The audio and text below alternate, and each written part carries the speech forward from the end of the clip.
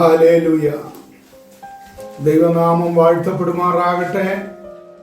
ക്രിസ്തുവിൽ ഒരിക്കൽ കൂടെ ഏവർക്കും സ്നേഹവന്ദനം. നാം ചിന്തിക്കുന്ന ദൈവിക രാജ്യത്തെക്കുറിച്ചും സാത്താന്റെ രാജ്യത്തെക്കുറിച്ചും ചിന്തിക്കുമ്പോൾ ദൈവിക രാജ്യത്തിൽ ഏറ്റവും അത്യന്താപേക്ഷിതമായിരിക്കുന്ന ഒന്നാണ് വിശുദ്ധി എന്നത്.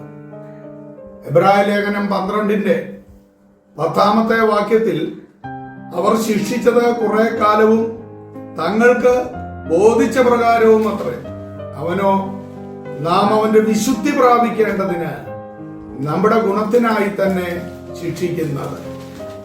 നമുക്കറിയാം, നാം വിശുദ്ധീകരണം പ്രാപിച്ച് നിലനിൽക്കേണ്ടതിന് ദൈവം പലപ്പോഴും ചെറിയ ബാലശിക്ഷകളിൽ കൂടി തന്റെ ജനത്തെ മുൻപോട്ട് നടത്താറുണ്ട്. എന്നാൽ ഇവിടെ നേരത്തെ നമ്മൾ പറഞ്ഞതുപോലെ അവർ ശിക്ഷിച്ചത് അഥവാ ജഡപ്രകാരമുള്ള മാതാപിതാക്കൾ അവർ കുറെ കാലവും അത് തങ്ങൾക്ക് ബോധിച്ചതുപോലെയും ആയിരുന്നപ്പോൾ ദൈവം നാം വിശുദ്ധീകരണം പ്രാപിച്ച് ദൈവത്തെ പോലെ ആ ശുദ്ധീകരണാവസ്ഥയിൽ ജീവിക്കേണ്ടതിനാണ് അവിടുന്ന് നമ്മെ ശിക്ഷിച്ച് വളർത്തുന്നത് എന്നാണ് നമുക്കിവിടെ കാണുവാനായിട്ട് കഴിയുന്നത്. അഥവാ പാപത്തിൽ നിന്നുള്ള വേർപാട് ദൈവത്തിനായി വേർതിരിയുന്നതാണ് യഥാർത്ഥമായ വിശുദ്ധീകരണം എന്ന് നാം മനസ്സിലാക്കണം. എഫേസ്യ ലേഖനം 4:21 തൊട്ട് 24 വരെയുള്ള വാക്യങ്ങളിൽ ആ കാര്യങ്ങൾ നമുക്ക് മനസ്സിലാക്കാൻ സാധിക്കുന്നുണ്ട്.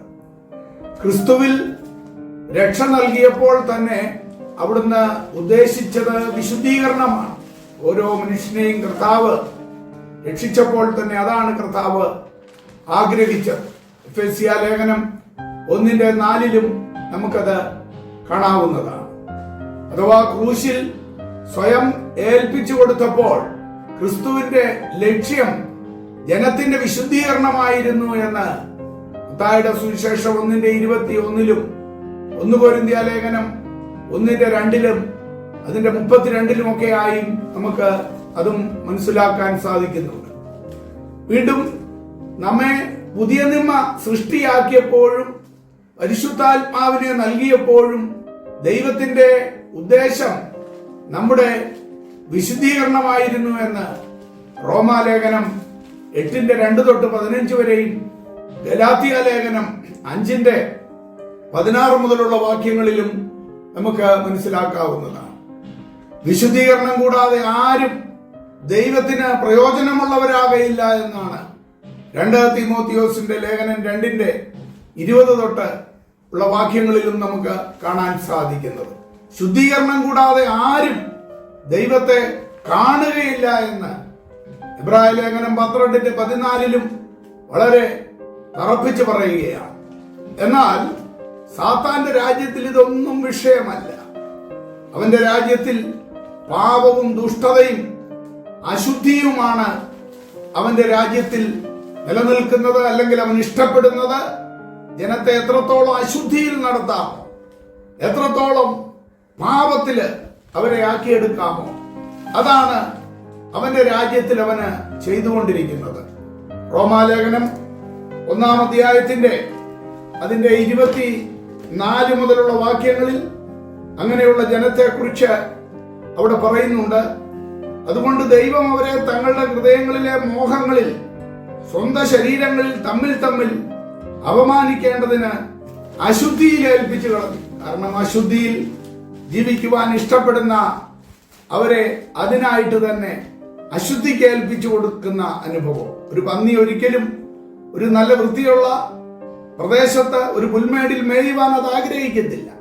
അതിനാവശ്യം എത്രത്തോളം അശുദ്ധിയും മാലിന്യവും നിറഞ്ഞ ഒരു ഇടം കിട്ടുമോ അതായിരിക്കും അത് ആഗ്രഹിക്കുന്നത്. അപ്പോൾ അങ്ങനെ ആഗ്രഹിച്ച ജനം അതിനെ അശുദ്ധിയിൽ തന്നെ ദൈവം ഏൽപ്പിച്ചു കളയുന്നു. ദൈവത്തിന്റെ സത്യം അവർ വ്യാജമാക്കി മാറ്റിക്കളഞ്ഞു. സൃഷ്ടിച്ചവനേക്കാൾ സൃഷ്ടിയെ ഭജിച്ച് ആരാധിച്ചു. അവൻ എന്നേക്കും വാഴ്ത്തപ്പെട്ടവൻ, ആമേൻ എന്ന് പറഞ്ഞിട്ട് വീണ്ടും അതുകൊണ്ട് ദൈവം അവരെ അപമാന രാഗങ്ങളിൽ ഏൽപ്പിച്ചു. അവരുടെ സ്ത്രീകൾ സ്വാഭാവിക ഭോഗത്തെ സ്വഭാവവിരുദ്ധമാക്കി കളഞ്ഞു. അവണ്ണം പുരുഷന്മാരും സ്വാഭാവിക സ്ത്രീഭോഗം വിട്ട് അന്യോന്യം കാമം ജ്വലിച്ച് ആണോട് ആൺ അവലക്ഷണമായത് പ്രവർത്തിച്ചു. ഇങ്ങനെ അവർ തങ്ങളുടെ വിഭ്രമത്തിന് യോഗ്യമായ പ്രതിഫലം തങ്ങളിൽ തന്നെ പ്രാപിച്ചു. ദൈവത്തെ പരിജ്ഞാനത്തിൽ ധരിക്കുവാൻ ഇഷ്ടമില്ലാത്തതിന് തക്കവണ്ണം ദൈവം അവരെ ഉചിതമല്ലാത്തത് ചെയ്യുവാൻ നികൃഷ്ട ബുദ്ധിയിൽ ഏൽപ്പിച്ചു കളഞ്ഞു. അവർ സകല അനീതിയും ദുഷ്ടതയും അത്യാഗ്രഹവും ദുർബുദ്ധിയും നിറഞ്ഞവർ.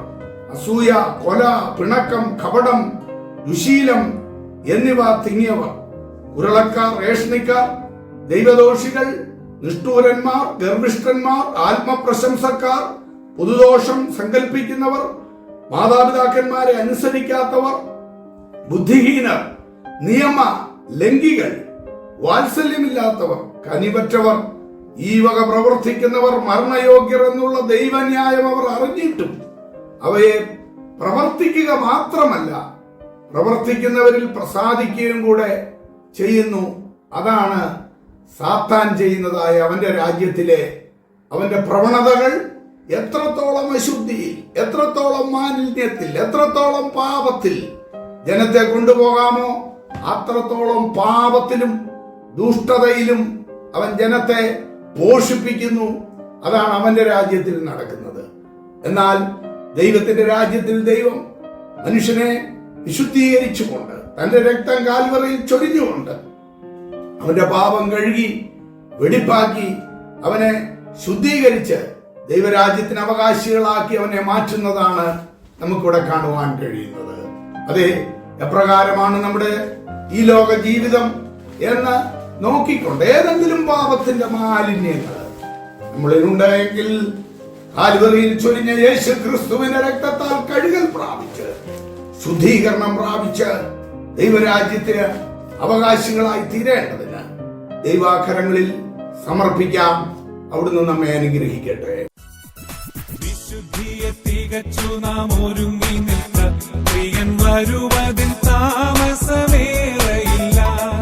വിശുദ്ധിയെ തികച്ചു നാം ഒരുങ്ങി നിൽക്ക, പ്രിയൻ വരുവതിൽ താമസമേറയില്ല. തന്റെ വാഗ്ദത്തങ്ങൾ പലതും നിറവേറുന്നി ഒരുങ്ങിടാം. തന്റെ വാഗ്ദത്തങ്ങൾ പലതും നിറവേറുന്നി ഒരുങ്ങിടാം.